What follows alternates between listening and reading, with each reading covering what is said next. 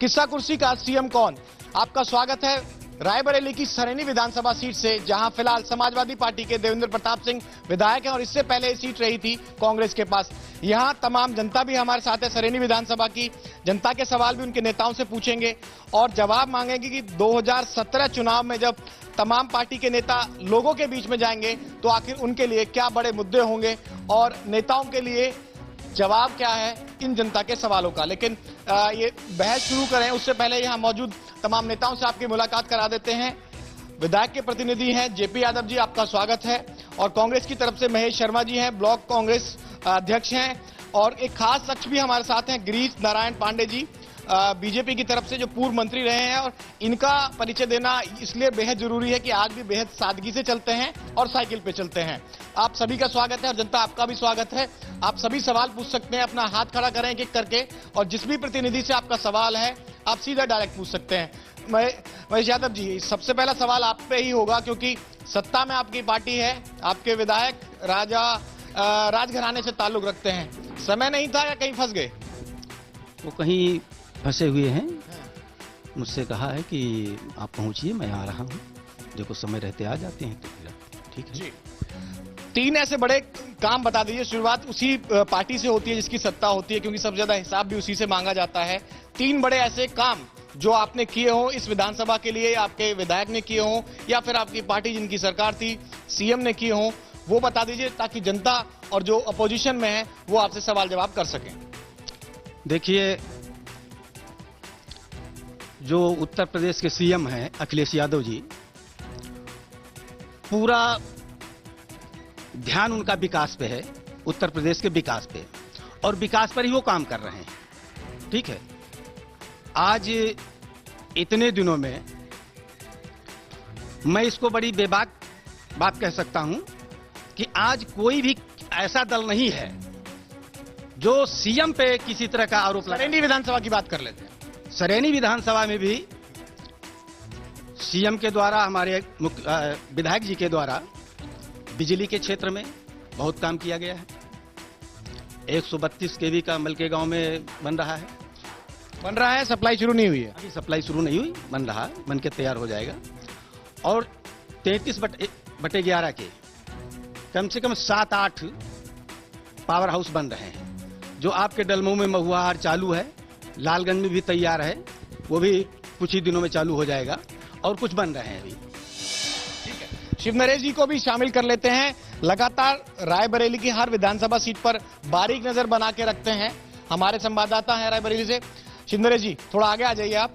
और जिस तरह से रिप्रेजेंटेटिव बैठे हुए हैं विधायक साहब के, कौन से बड़े मुद्दे हैं जो 2017 में छाए रहने वाले हैं, क्योंकि करीब से आप लगातार रिपोर्टिंग करते हैं और जमीन से जुड़े रहते हैं। 3 बड़े मुद्दे मुझे बताइए। जहां तक रायबरेली की सरेनी विधानसभा का सवाल है तो यहाँ बुनियादी सवाल सबसे बड़ा जो 30-35 सालों से है, नहरों में पानी। जो किसानों की समस्या है, किसान यहाँ का थोड़ा सा उसकी हालत, आर्थिक स्थिति डामाडोल हो रही है। इस बीच जिनकी भी सरकारें रही हैं उन्होंने ध्यान नहीं दिया जो वर्तमान है। इसके अलावा जो पानी पीने की पानी की भी समस्या है। और सबसे बड़ा एक ये मुद्दा है कि जो आम जनता है उसका काम, सरकारी जो अधिकारी हैं कार्यालयों में, वो बगैर नेताजी के और बगैर किसी पावर के नहीं हो पा रहा है। इस तरह की शिकायतें रायबरेली और सरेनी में देखने को मुझसे मिलती हैं। ठीक है, आप लगातार जनता से जुड़े रहते हैं। ये सवाल है, 74 छोटी बड़ी नहरें हैं, सरेनी से होकर निकलती हैं, उन्नाव से आती हैं, पानी आया है उनमें। इसके अलावा जो बुंदेलखंड जैसे हालात हैं, 100 गांव, आंकड़े बता रहा हूं मैं, लिख के लाया हूं, 100 गांव ऐसे हैं जहां जो पानी का जो लेवल है वो उस तरह से खराब है या प्रदूषित पानी है जिससे पी के तमाम बीमारियां होती हैं। सड़कों की हालत मैंने भी देखी है, इससे पहले एक विधानसभा कवर करके आ रहा हूं। सड़क है जरूर, लेकिन सड़क पे आप तारकोल और जो एक मिट्टी का लेप होता है उसका जो मिश्रण है वो ढूंढने से नहीं मिल रहा है। देखिए, जहां तक नहरों का सवाल है तो नहरों में पानी के लिए आपका जो खजूर गांव रजबहा है उसमें पानी आता है, उससे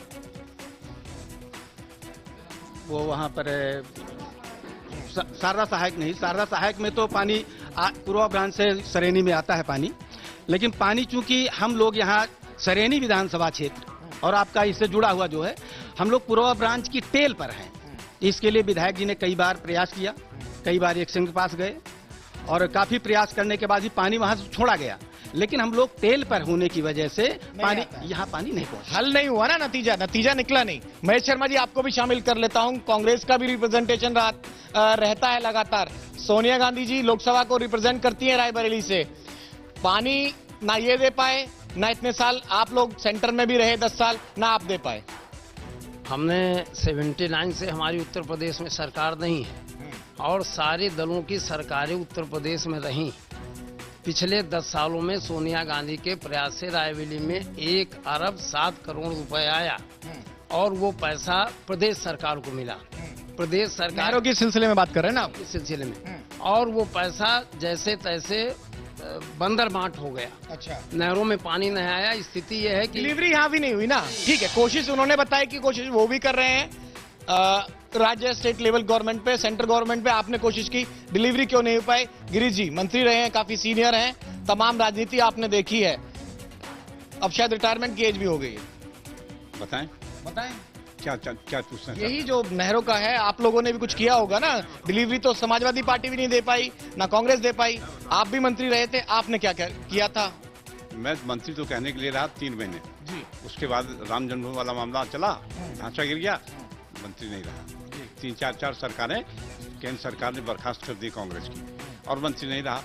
जहाँ नहर की बात, तो मैं 2 बार विधायक रहा और दोनों बार विधायक रहने में मैंने नहर में पानी लाने को प्राथमिकता दी।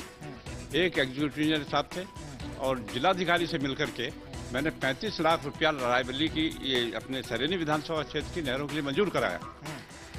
जिला उसने काम करना शुरू किया, काम हुआ। लोगों से पूछ लीजिए बेहटा कला की तरफ से कि उन्होंने शारदा सहायक का और सब जगह का पानी ला करके नहरों को खुदाई करा के पानी कभी इतिहास में देखा था, ये कहना चाह रहे हैं ना आप? लाए मेरे सामने। जब मैं विधानसभा का सदस्य था पानी आया, लेकिन वो पानी चल नहीं सका। क्यों? मैं बता रहा हूँ आपको कि यहाँ की जो उस समय कांग्रेस के विधायक थे, उन्होंने उस एग्जीक्यूटिव इंजीनियर को घेरा सड़क पर कि हम जो कहें वो करो, तुम ये क्या करते हो? सरकार क्यों चली गई बहुत जल्दी। तो गेंद पाले बदल रही है। समाजवादी पार्टी ने गेंद फेंकी थी कांग्रेस की तरफ और कांग्रेस से पीछे जाते जाते मैं बीजेपी गया। आखिर लोगों से जान लेते हैं, अपना हाथ खड़ा कीजिए। ये जो पानी की समस्या है, 74 नहर आपके आसपास से होकर निकलती हैं, उसके बावजूद भी पानी नहीं पहुंच पाया, तो कटघरे में तो हर पार्टी खड़ी नजर आ रही है। भारतीय जनता पार्टी को छोड़ के बाकी जिस भी पार्टी के विधायक बने हैं, आज तक ना उन्होंने नहरों के लिए कोई धरना दिया है, ना कोई प्रयास किया है। सोनिया गांधी यहां से इतने दिन से सांसद है, लेकिन वो हर बार कहती है, हर बार वादा करती है 24 घंटे बिजली और बराबर नहरों पे पानी, लेकिन आज तक कभी नहीं आया। और यहाँ समाजवादी जो सरकार है, वहां पे थाना, ब्लॉक और कचहरी, ये सब भ्रष्टाचार के अड्डे बने। कहीं चले जाइए, आपको कोई सुनेगा नहीं, टोटल भ्रष्टाचार है। जवाब मैं ले लूंगा भ्रष्टाचार का, जैसे हमारे श्री नरेश जी ने भी कहा था। लेकिन बात जो हो रही है कि कोशिश तो हर किसी ने की, नतीजा कोई दे नहीं पा रहा है। मैं नहरों के पानी के विषय में विस्तार पूर्वक बता रहा हूं। बताएं।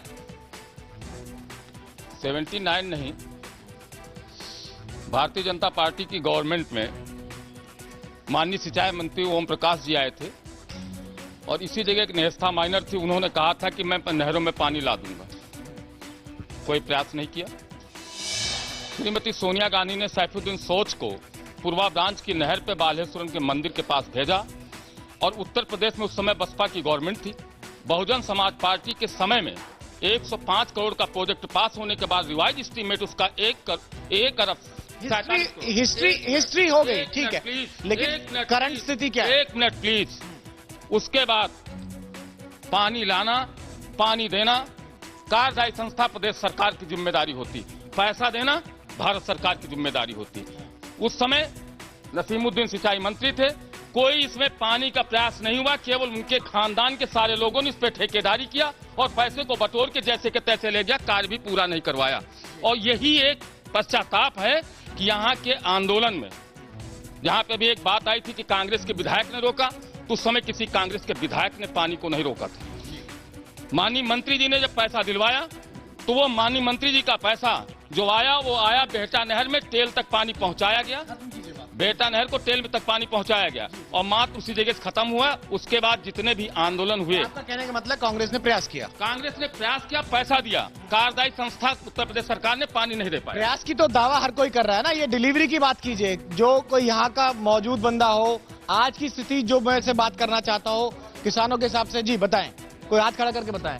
आज की स्थिति क्या है, मैं ये जानना चाहता हूँ। हिस्ट्री मैंने सुन ली, आरोप प्रत्यारोप हो रहे हैं लगातार। आज की स्थिति यह है कि यहाँ पर बिजली, पानी, सड़क, तीन की मूलभूत समस्याएं इतने दिनों बाद भी कोई सरकार हल नहीं कर पाई। अच्छा। और जनप्रतिनिधि वादा तो करते हैं लेकिन कार्य कोई नहीं करते। यहाँ तक कि जो पानी पूर्वा महेंद्र के यहाँ आ रहा था, जिससे यहाँ पर सिंचाई और पेयजल का वाटर लेवल भी ठीक था, वो श्रीमती इंदिरा नेहरू गांधी ने उसको बंद करवा दिया था 73 में, यहाँ पर तोपवा दिया उसको, तो पानी आना यहाँ बंद हो गया।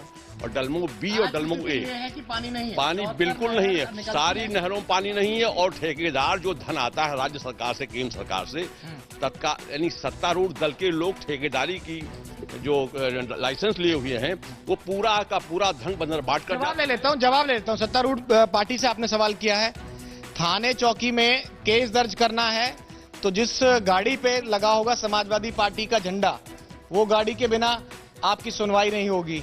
और जो प्रयास की बात कर रहे हैं, ठेकेदारी का आरोप लग रहा है कि ठेकेदारी में तो आपके नेता आगे बढ़ चढ़कर हैं, लेकिन जो लोगों की समस्याएं जस की तस बनी हुई हैं। कब तक यहाँ के लोग इन 3 आधारभूत सुविधाओं के पीछे ही भागते रहेंगे? नई बात तो बाद में करेंगे। ये जो आरोप लग रहा है कि थाने में, तहसील में जब तक समाजवादी पार्टी का झंडा लगा के नहीं जाएगा, समाजवादी पार्टी का नेता नहीं जाएगा, कार्यकर्ता नहीं जाएगा, नहीं सुनी जाएगी, ये बिल्कुल 110% गलत है। अच्छा। आप इसी समय जाइए, कोतवाली में जाइए, आप मत समाजवादी पार्टी का नाम लीजिए, किसी का नाम मत लीजिए, और जाइए अपना FIR लिखवाइए। लिखा जाता कि नहीं? लिखा जाता है?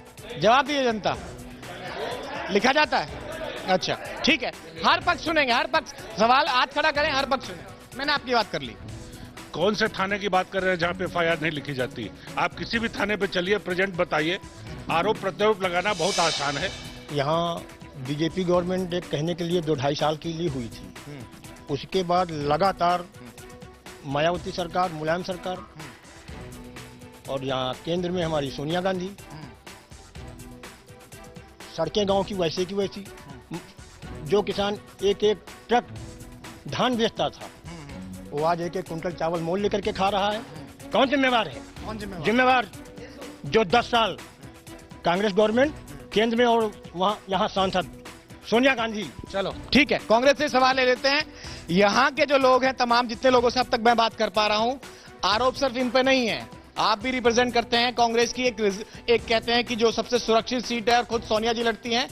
अगर आप लोगों ने सब काम कर दिया होता तो सारा पाला इनकी तरफ नहीं जाता। सोनिया गांधी के होने के बावजूद भी लोग परेशान हैं, तो उन्होंने क्या किया वीआईपी सीट पे? परेशानी भारत सरकार का जो काम है वो सोनिया गांधी करती हैं। ये पानी, बिजली, सिंचाई का काम प्रदेश सरकार का है। भारत सरकार उसका मैनेजमेंट कर सकती है, लेकिन खुदाई नहीं कर सकती, उसमें पानी नहीं सप्लाई कर सकती। आज 10 साल से जो भी काम हो रहा है, रायबरेली में पीने के पानी दिक्कत थी, पर किसी प्रदेश सरकार ने सारे जिले में डुअल पंप लगाए तो भारत सरकार ने लगाए। 10 साल के अंदर जो काम हुआ, पीने के पानी के जो वाटर हेड टैंक हैं भारत सरकार ने लगाए इन 10 सालों में पीने के पानी के लिए। सिंचाई की सुविधाएं अभी इन लोगों ने काम किया, आगे आप लोगों ने नहीं बढ़ाया, क्योंकि इन्होंने तो प्रोजेक्ट ला दिए, उसको डिलीवर करना या उसे जमीन पे उतारना आप लोगों ने नहीं किया। और इससे पहले बीएसपी का भी नाम ले रहे हैं, हालांकि बीएसपी से मैं सवाल नहीं पूछ सकता, लगातार कोशिश करने के बावजूद भी ये कुर्सी खाली है, बीएसपी से कोई रिप्रेजेंट करने नहीं आता। फिलहाल वक्त हो चुका है एक छोटे से ब्रेक का, और ब्रेक के बाद आएंगे तो जनता से कुछ और सवाल भी लेंगे और हर पार्टी के रिप्रेजेंटेटिव से पूछेंगे कि जब 2017 चुनाव में जाएंगे तो किन वादों के साथ जाएंगे या फिर किस पुराने काम के भरोसे के बलबूते जाएंगे जनता के बीच। किस्सा कुर्सी का सीएम कौन में ब्रेक के बाद आपका स्वागत है। सरेनी विधानसभा में लगातार बहस जारी है, यहां की जनता लगातार सवाल पूछ रही है अपने नेताओं से। आप कुछ कहना चाह रहे थे? मैं जयप्रकाश जी ने जो भी समाजवादी पार्टी के नेता ने कहा कि केंद्र सरकार कोई सहयोग नहीं करती। नरेंद्र मोदी जी ने 26,000 करोड़ का पैकेज दिया सूखा राहत का। उत्तर प्रदेश फिर भी हालात तो बुंदेलखंड जैसे बने हुए हैं ना। यहाँ पे सरेनी विधानसभा में चेकों का वितरण सूखा राहत में किसानों को तक क्यों नहीं पहुंचा? एक व्यक्ति के जिम्मे 1,500 रुपए 18 करोड़ की जनता का उत्तर प्रदेश है, और 26,000 करोड़ रुपए नरेंद्र मोदी जी ने दिया, क्यों नहीं पहुंचा? सूखा का जो पैसा पहुंचना था किसानों के पास वो नहीं पहुंचा। ठीक है, आप सवाल एक नोट कर लीजिएगा। किसानों के पास जो मुआवजे का पैसा था, जनता पार्टी केंद्र में सरकार है, पिछली 2015 में उत्तर प्रदेश सरकार को पैसा भेजा कि किसानों को जो सूखा राहत में पैसा बटे। आज तक अगर इतने किसान भाई बैठे हैं, अगर बता दे कि हमें चेक मिली है किसानों को मौजूदा यहाँ कितने का चेक मिला किसानों को? ठीक है, ये सवाल पूछेंगे। ठीक है जी। हाँ, कुछ कहना चाह रहे हैं आप? मिला है इसमें मेरी गांव सभा में आपको मिला? आप भी किसान है? नहीं, हमको भी मिला, हमारी गांव में जितने भी किसान है सबको भी मिला। आप भी किसान है? मैं भी किसान हूँ, बेटा कला मेरा गाँव है। मेरे गांव में लंबे 90% लोगों को सूखा राहत का पैसा मिल चुका है। इस तरफ मिला और उस तरफ नहीं मिला? नहीं मिला। उसमें भारत सरकार ने एक हेक्टेयर पर 13,600 रुपया भेजा है कि 1 एकड़ पर 13,600। ठीक है। तो कुछ ऐसा है कि इस तरफ के लोगों को मिला और उस तरफ के लोगों को नहीं मिला। ठीक है, इसकी वजह क्या है ये सब आप लोग बताइएगा कि एक पक्ष के जो एक तरफ बैठे हुए लोग वो कह रहे हैं कि मिला है और एक तरफ के जो लोग बैठे हैं वो कह रहे हैं नहीं मिला है। इसकी लोग हैं उनको मिला और बीजेपी के जो लोग हैं उनको नहीं मिला। बाकी आम जनता को, किसानों को नहीं मिला। जो उनके अपने दलाल हैं उनको मिला है, बाकी लोगों को, किसी किसान को नहीं मिला। दूसरी चीज जो अभी कांग्रेस के प्रतिनिधि ने कहा कि केंद्र सरकार क्या कर रही है, आज जो NH है, नेशनल हाईवे है, नेशनल हाईवे देखिए रायबरेली में और सैनी क्षेत्र में जो बन रहे हैं और जो बने हैं उनकी गुणवत्ता देखिए कि चलने पर पेट में पानी नहीं हिलता है।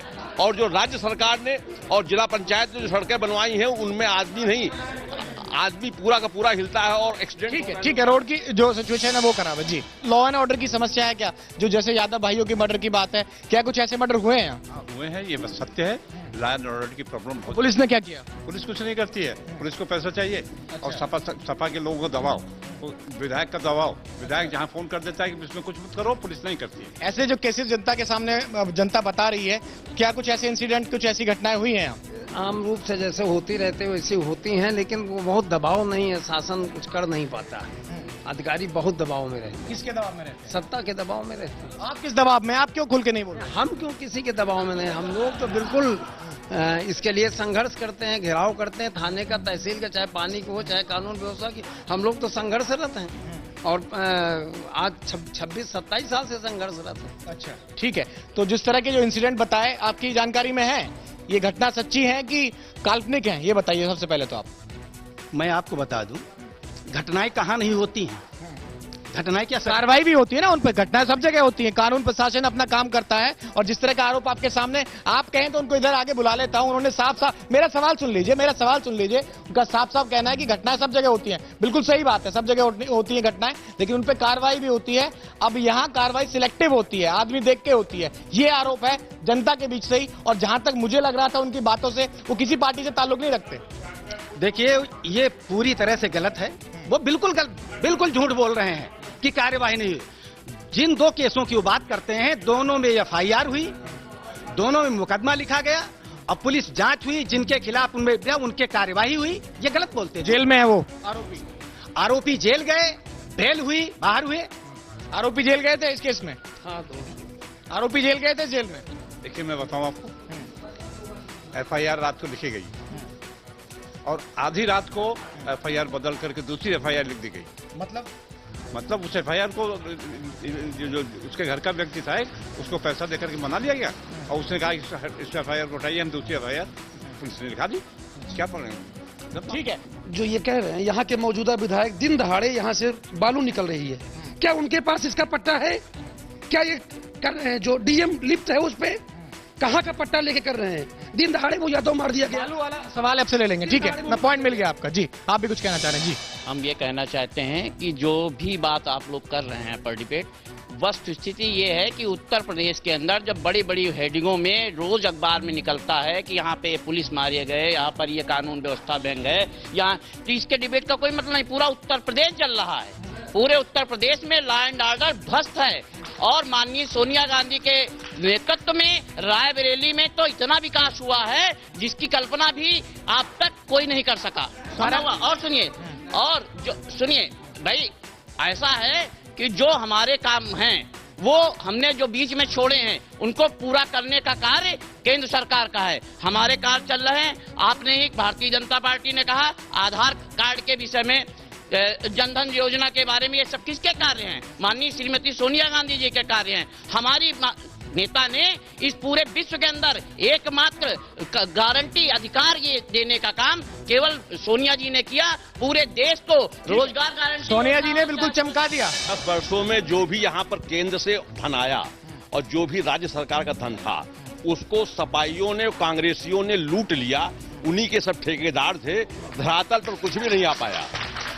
छोटा रखिएगा, छोटा रखिएगा। हाँ, जैसे अभी नहीं इन्होंने कहा कि जो केंद्र से धन आया उसको सपाइयों और कांग्रेस ने लूट लिया। बड़े शर्म के साथ मैं कहता हूं, मुझसे बुजुर्ग नेता हैं, भारत सरकार का आया धन प्रदेश सरकार में आता है और केंद्र उसमें साझा गवर्नमेंट कर लेती है। क्या बंटवारे के लिए? बंटवारे के लिए तो प्रदेश सरकार जिम्मेदार है। कुछ स्थानीय मुद्दों की बात करते हैं।